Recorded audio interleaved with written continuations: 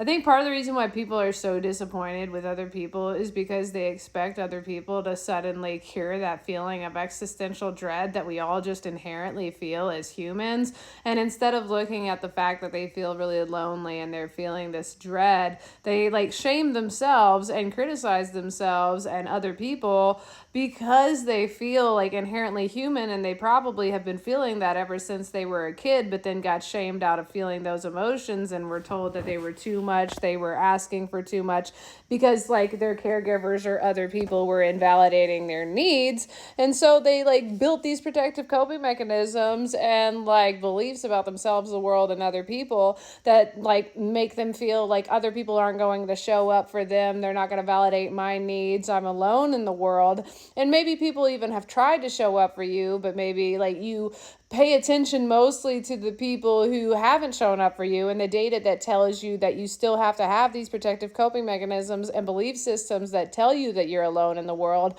all the while not feeling the grief and working through the grieving cycle and like allowing yourself to reconnect with like your inner child and give yourself like the childhood that you wish that you would have had as a kid. And when I say like reconnecting with your inner child, I'm not just saying like, oh, I allowed myself to buy like a stuffed animal or like I went to a trampoline park. Like, yeah, that stuff's important too.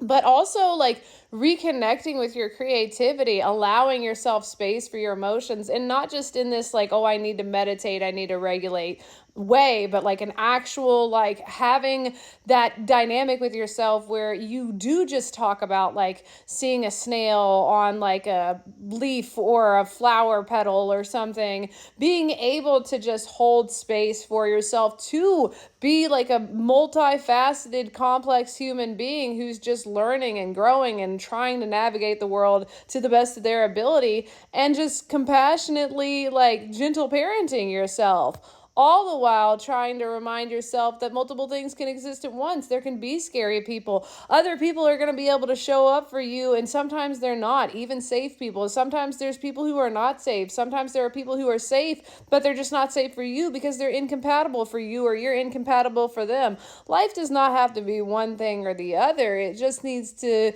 be what you make of it. And sometimes life sucks, and sometimes it's hard, and sometimes it's beautiful and wonderful, but it's just being able to navigate those high highs and those low lows and those dull moments, and being able to show up for yourself when those moments do happen and go, well,